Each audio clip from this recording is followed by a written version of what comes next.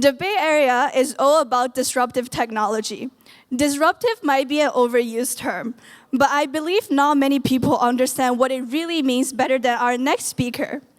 Around 30 years ago, Steve Jurvetson completed his degree in electrical engineering and computer science, graduating #1 in his class at Stanford in 2.5 years.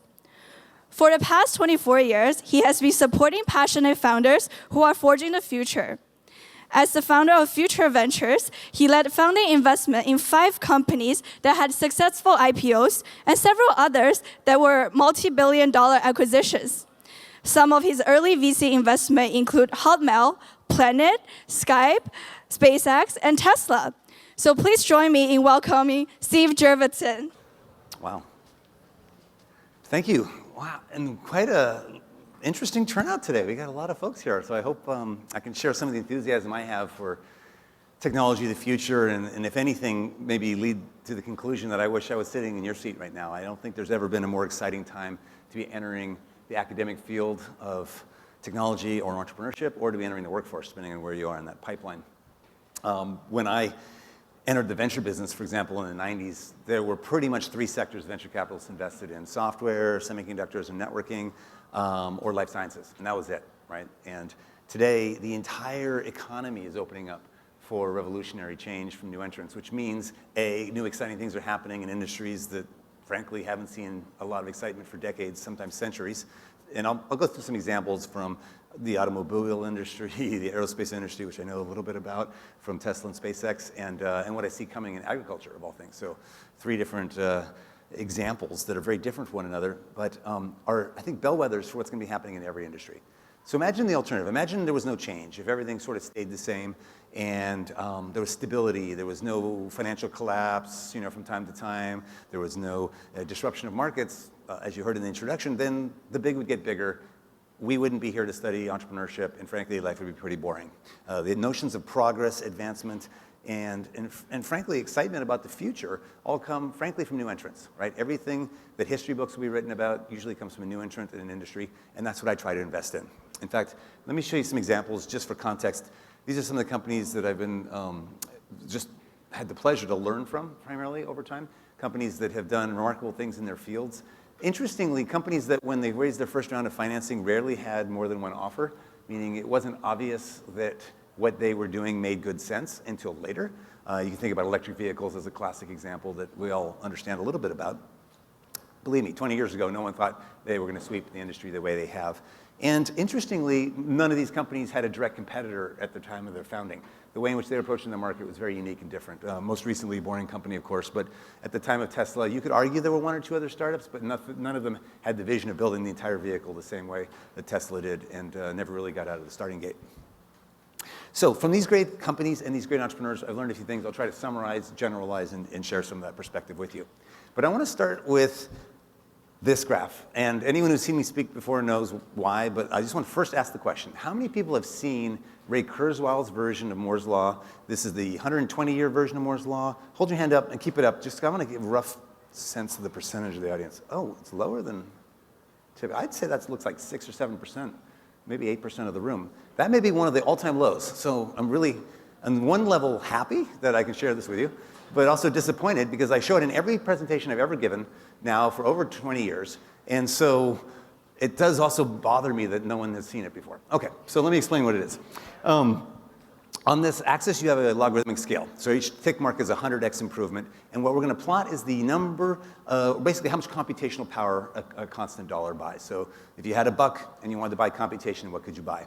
The reason this is relevant is nobody buys transistors. There is no market in the integrated circuit industry, that is, for give me 1 billion transistors, that's what I need. No, you want a certain amount of computational power or a certain amount of data storage. And I'll be showing one of those two, but they look the same on the same graph. Over 120 years, the technology substrates are actually very different. You have everything from mechanical devices that took the census in 1890 to the relay-based computer in the movie Imitation Game, if you watch that helped crack the Nazi Enigma code in World War II. You have vacuum tube-based computers like the one that predicted Eisenhower's win in 1956. What's astounding is in these blue dots, if you plot the best price performance computer of the day, they fall upon a remarkably smooth line. Now, There are worse computers below the line. This is the frontier, basically humanity's capacity to compute with the best price performance machine of the day. And I'll finish the build with just some labels so you can get a sense of what these are. Everything from, a lot of the machines you see here in the Computer History Museum on the bottom left side of this curve, and then going up through everything like the Pentium PC. Most interestingly, the last 10 years have been NVIDIA, not Intel. So when Intel says Moore's law is ending, just ignore them.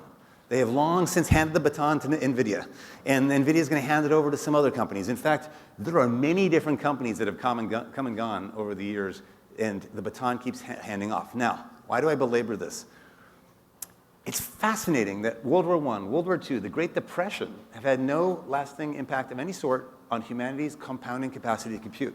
It's almost cosmological or philosophical to ask the question, why? And I'll try to address that in a moment. But take this as a very interesting phenomenon off of which hangs almost everything that you've thought of as technology progress. Advances in biotech today depend on this. Advances obviously in computing, in datacom, in telecom. Now we can see advances in how our vehicles will be in the future. Right? The cars of the future will depend largely on advances in Moore's law, more so than advances in, let's say, combustion engines. And as this goes and goes, more and more industries become software-centric industries. More and more become capable of being simulated where you had to do trial and error experimentation before. As recent examples in the automotive sector and the aerospace sector, you used to have to crash a car to know if it was safe, physically crash it. You used to have to use wind tunnels to know if your plane will fly well, and every design iteration on both required a physical experiment. Now they're entirely CFD kinds of tools and other methods to computationally determine how to build and optimize these products. So you don't use wind tunnels anymore for planes. You don't crash cars anymore until you do your final approval by the government, because they still want you to crash one to prove it's safe. But it allows the iteration cycle to move at the pace of software. And the reason I belabor that is that's what's going to affect every industry. That's why industries that may not have been technology-centric will be. And so if you in the room have an interest in technology, entrepreneurship, or both, you can point your sights on almost any industry. Is it colonizing Mars? Is it curing cancer? Is it solving climate change? You can apply, let's say, an engineering software domain knowledge to that now in a way like never before. So the last thing I'll say about this, of course, is if you just take it out another 20 or 30 years, these computers become more capable than the human cortex. Kind of interesting crossover point potentially in where some of this AI work will go, and I'll end the talk with some of those examples. But it also, I guess I would just summarize with this point. I think this is the most important thing ever graphed. And going through school, you're going to see a lot of graphs. I'd be really curious in the Q&A at the end if anyone can say something they think is more important, more predictive of the future, more determinative of our economic futures, of the social fabric of society, and frankly, that can be graphed with any degree of rigor. Okay, now, given that, one might say, well, just why, right? Like, it's nothing to do with Intel, it's nothing to do with semiconductors, it has nothing to do with, frankly, anything that we've been told over the last 20 years from George Gilder or others that made it sound like the chip industry was somehow magical. The miniaturization made everything faster, better, cheaper, and people kept saying faster, better, cheaper as if it was something special about chips. Again, remember, machines in this museum and machines that were mechanical are on this curve.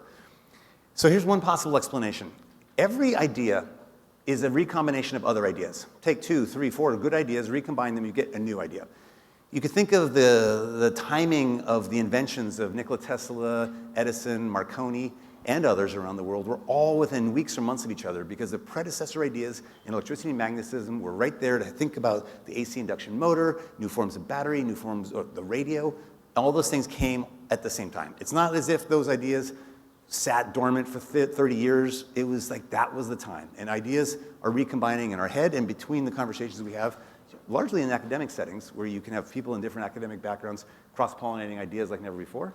We are just the vessels of those ideas recombining. Now, why might that lead to accelerating change? Well, if you think of the pool of ideas, of N ideas in the world, and look at all the subgroups, how many groups of 3, 4, 2 different ideas you could form, it grows by Reed's law as a 2 to the N kind of phenomenon. It's a pretty strong exponential growth factor. And one could simply say the combinatorial explosion of possible idea pairings is growing exponentially. That in prehistoric times, pre-language, very little happened. Before the scientific method, you didn't know it was a good idea or a quack idea. Crystals, astrology, they all equally valid if you don't have any method to test your hypotheses. So before the scientific method, which was probably the biggest advance of a single idea ever, progress was slow and people didn't even perceive there was progress. Afterwards, things have gotten a lot better. Now with the internet, ideas are cross-pollinating globally like never before, and soon that will be accelerating further still. At a cocktail conversation, you could quote Matt Ridley, the British author who puts it most humorously, that it's ideas having sex with each other. But let me move on. So various industries. These are some we've invested in over the last 10 years or so. I think construction and fintech and a variety of other areas are on the cusp of being realized that they're becoming software industries, not physical industries. And I'll give some examples from just from the A's: AI, agriculture, aerospace, and automotive. So I'll spend the least on automotive, but just to say this, if you were to ask anyone, especially in Silicon Valley, what are the most innovative car companies in the world? Innovative, right? It's almost certainly a Silicon Valley startup, right? If you include the Waymo division of Google, Tesla, did that just cut out? Okay, you can still hear me. One of my first cars and then the one that parked next to me early on, both autonomous. It is a little peek into the future. And the reason they're able to do what they do largely is a testament, again, to Moore's Law, the neural networks that run in the vehicles, the simulation rigs where they test billions of miles before putting them on the road, and the continual learning algorithms that are within these vehicles. I'll circle back to that later. But that's what really drives the point that the future, you'll choose a vehicle based on the AI. Why would you ever risk your life and safety to something that doesn't have the best software stack, especially when it's driving you? In the distant future, meaning next year, and the year after at the latest, there'll be the robotaxi fleets. They're already being tested by Baidu in China, as you know, with human drivers behind the wheel, just double check nothing goes bad. Zoox is driving throughout the streets of San Francisco routinely. I just, a couple weeks ago, sat in the vehicle and had zero human intervention, did Lombard Street, 6-way intersections, double parked cars, every bizarre thing you can imagine in San Francisco driving, and handles it without a hitch. Right? They're still thinking they're about a year off from releasing it in the wild with no humans in it, but it's coming, it's inevitable. If it's 3 years off, then that would be way behind schedule. It's still going to radically change our world. Because by the way, of the people who have a job on planet Earth, about 20 drive for a living. 20% of all people with a job drive for a living. So this is going to be a profound shift in labor markets as well. But let me shift to a different kind of autonomous vehicle. Everything SpaceX makes is an autonomous vehicle. Kind of interesting way to think about it. The booster comes back, Dragon capsule, Starship. Humans don't pilot any of the vehicles at SpaceX, and they're all piloted vehicles. It's an exciting company. It's made a huge difference in a formerly sleepy industry. Right? Any of us who cared about space, who cared about advancements, who were excited about the potential, the older ones of us lived through a pretty boring 70s and 80s and even the early 2000s. Not much of anything was happening. Then this company enters the field, and part of the reason they're unlike all the others is they have a big dream: colonizing Mars. Right? This picture down here greets every SpaceX employee that comes into headquarters. There's been a picture of Mars there from the beginning, recently a terraformed version. And they realize that's why they joined.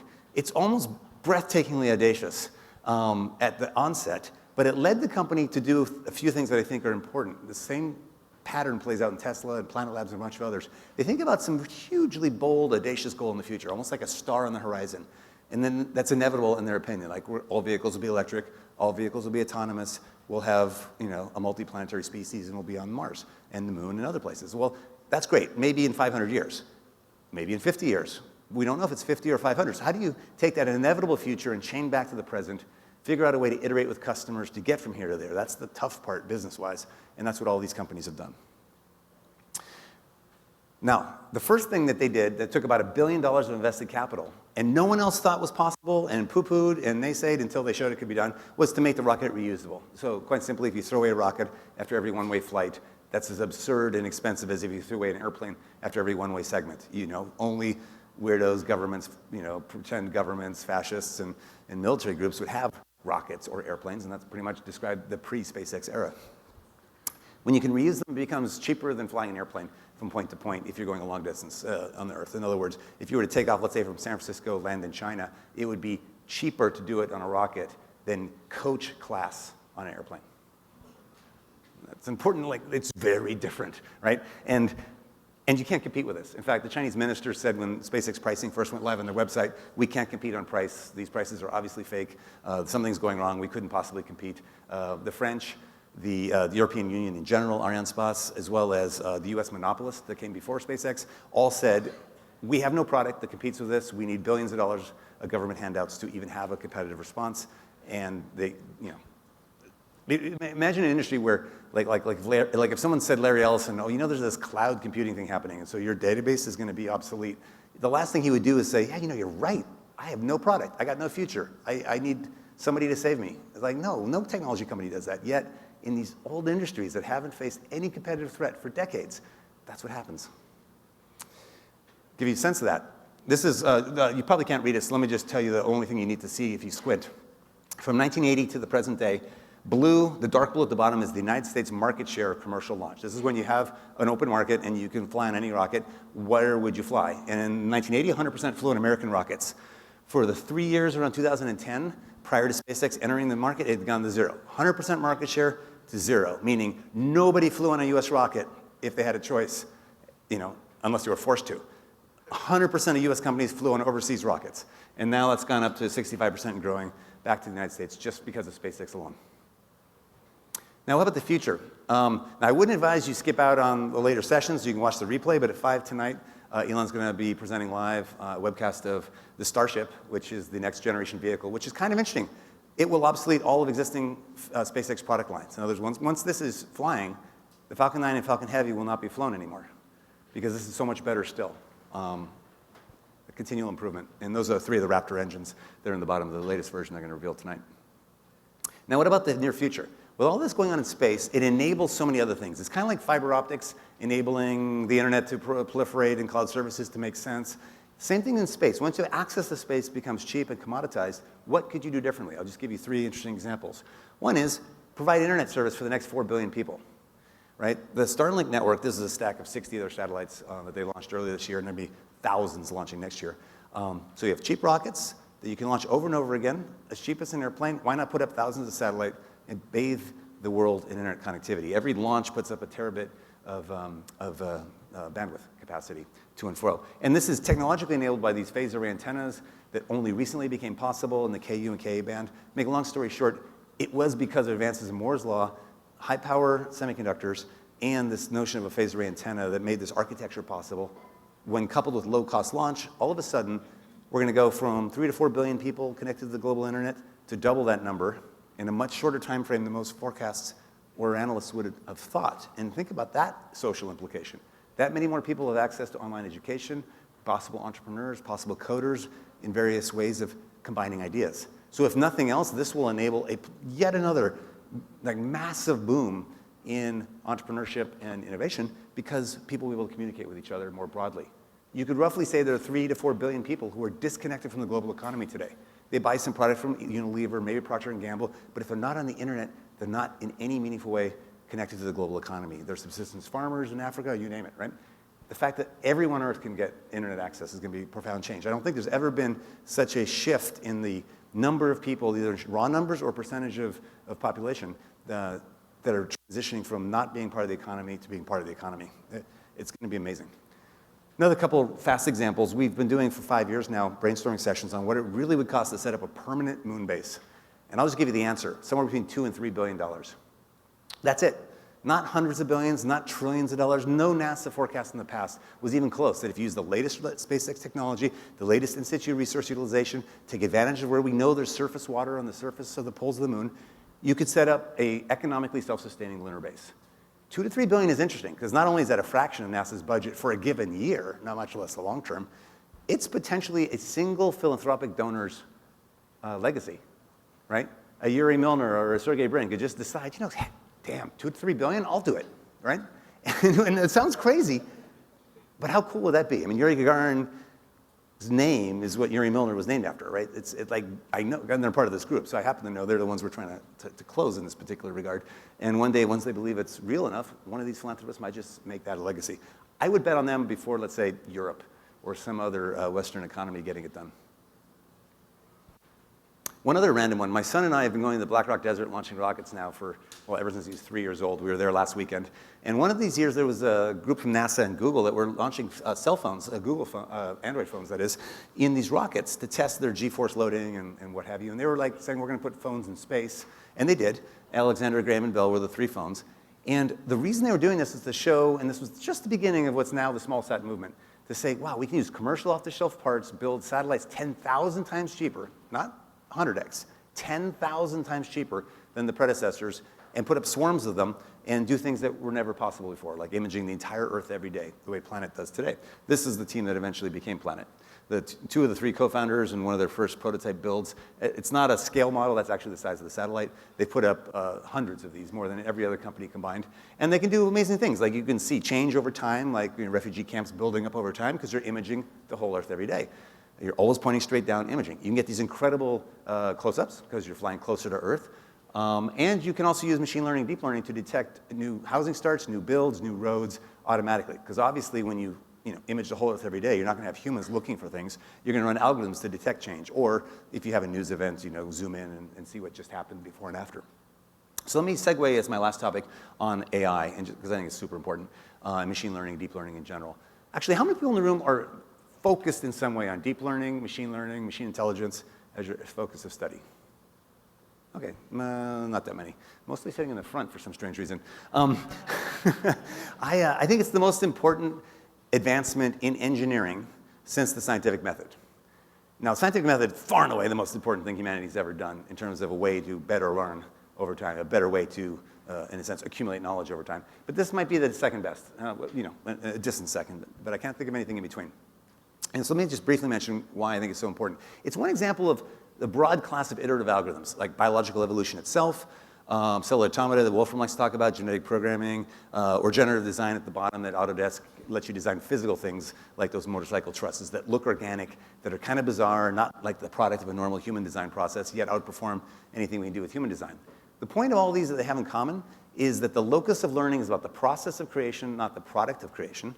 The engineering modality is completely different from what we're normally used to in engineering models, but you can build things that are more complex than any human can understand.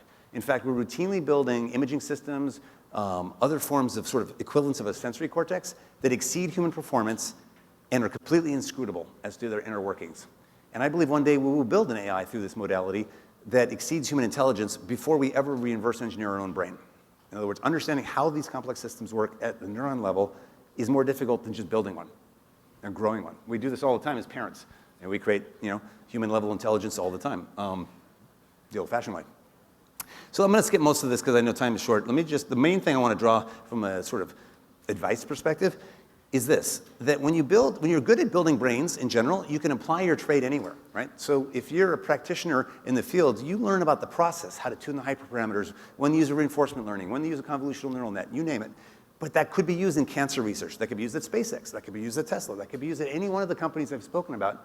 You don't have to have 20 years of prior work experience to be really helpful in these companies. So the point that I think is sort of almost like orthogonal to, there's a lot of change, a lot of advancement where technology is driving the future. That's great.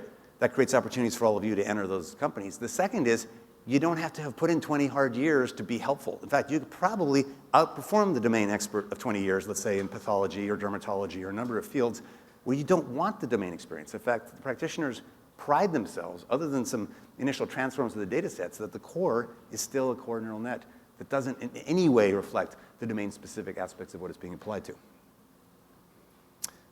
Some examples I've invested in. I think I'll skip that because it's everywhere. Here's just an interesting slide I took at a Goldman Sachs conference last year from SenseTime out of China. And I think there were like 8 people in the room. And I was the only one taking pictures and furiously taking notes because it was fascinating. I guess not everyone realized they just raised $2 billion, had what they claim to be the largest AI supercluster in the world with 15,000 GPUs. And they have the best facial recognition algorithms by 100x in terms of error rate because they're installed in over 400 million phones already. And they're being used in security cameras throughout China. But the co-founder, Bo Xu, who was speaking, was almost chilling and very open to say, we're doing things you would never get away with in the West, right? We use data sets that you would not be allowed to tap into for privacy and other reasons. Think medical, the HIPAA regulations in the United States and the privacy regulations. We can build the best AI because we have the most data and we do things you could not do in the West. He said, for example, in Shenzhen, we're predicting crime before it happens. I was like, wow. It's like straight out of Minority Report. Based on where people are moving, are they in an area they shouldn't be in, and send the cops even before they commit the crime. But do keep in mind, let me just back up and say, keep in mind, the biggest data sets, arguably Google, China at large, could be a pretty big determinant of the winners in certain categories. And that begs a lot of questions because the best facial recognition algorithms have broad applicability. I'm going to just gloss over this. For those who care, the substrate, just like for Bitcoin mining, went from left to right. And now on the right side, it's going digital, analog, and quantum in a variety of ways that basically, the net of this is imagine that Moore's law curve getting another 100x every few years. Not 2x, another 100x from those advances when you're talking about the specific domain of deep learning. One example in particular, D-Wave announced just end of last week, that, or this week, sorry, we're on Saturday, right? So it was like 2 days ago, that they are now sold their first 5,000 qubit machine. Just give you a quick sense of what this means. Imagine Moore's law is going on a certain curve, and well, from your point of view, like this. And quantum computing hasn't been useful. It kind of underperforms, costs more, does less. But it's on a curve that's on a different line. And once it crosses, there's no reason why traditional computing will ever catch up. And they can do things that, in the not too distant future, like in the next 5 years, that might take all computational resources on Earth combined to even try to compete with. And it's got a totally different domain. It's, to be fair, only useful in certain areas like constrained optimization problems and QUBO optimization. And you could sort of think of this as great stuff for scientific computing, like protein folding, route optimization, things where you might not think you could solve the problem and you've relied on heuristics or simplifications, suddenly it becomes solvable. It could be very powerful. And again, think of it as another kickstart to that Moore's law computational capability and simulation capability. I was just in Toronto most of this week, and they're applying it all over the place in drug discovery, out of the University of Toronto, that is, and in protein folding. Moore's law draws sequencing costs. You probably know that. It's called Carlson's curve. I'll just leave you one cool thing. If nothing I said is interesting, just think about agriculture and the future of meat. There will be a time, probably 50 years in the future, where we'll look back to the present day and marvel that we killed animals for meat. All we needed was that muscle, the skeletal muscle. And we grew an entire cow that belches out methane, right? One of the worst greenhouse gases, that consumes 1/3 of all usable land on Earth and 40% of all usable land in America. China is having a major boom in meat consumption because whenever anyone in the lower class becomes middle class, they dramatically increase their consumption of meat. This happened in the United States last century and has been the #1 cause. Literally 95% of all deforestation in Brazil and the Amazon is because of meat consumption in America. They don't like to admit that, but meat in America, deforesting the Amazon. China is going to do the same to Africa, unless something changes. And there's no reason to grow them this way. There's a much better way to do it, which is Memphis Meats is a company we've invested in, full disclosure. They're showing that you can just grow the meat without the animal. You don't even kill a single animal. You take their stem cells, grow it in a vat, differentiate it to skeletal muscle, and it is the same thing. It is a piece of cow. It is a piece of chicken, a piece of fish. The manufacturing method applies to all species of animals. To give you another sense of what it looks like, this is a different company that put the general diagram together. You know, big. It's like biotech. In a three-dimensional volume, you're growing masses of cells at the limit of their capacity. You differentiate them on a scaffold, usually some edible glycerin, and boom, out it comes, or an aerogel of some sort. And you get about a 10x cost advantage on every parameter. No mad cow disease, no swine fever, no avian flu, no greenhouse gases, and certainly no methane. And so it'll be about 10x cheaper still. Something like this has to happen, or animals alone will kill Earth. So, last slide. What have I tried to share with you? There is just like this interdisciplinary renaissance of learning going on in every field. It's never been more exciting to think about meat production. Like, who would have thought to go into that field 10 years ago? Maybe one or two of you at most, right? Today, I think it's wide open for software people and folks that want to study genetics and take a science approach to how we manufacture meat. Information technology now is entering all kinds of trillion-dollar markets. First, telecom, financial services, agriculture. These were industries that weren't really open to the power of engineering and software and simulation. Now they are.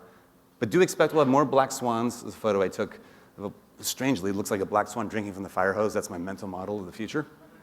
And it's never been a better time to be small or a new entrant, right? Which is great. You could be a small company, a small team, a small country, and you have a better opportunity to compete with the global incumbents than ever before. It's almost as if their strengths are an albatross more so than ever. It's not always the case. They can be wily competitors, really unfair at times in the way they use politics or government relations to perpetuate themselves. But the ultimate inevitability of the new entrants, I think, drives the future. So I want to say thank you for listening to all this. I think it's never been more exciting to be where you're sitting today, and certainly if you focus on these areas and domains. Thank you.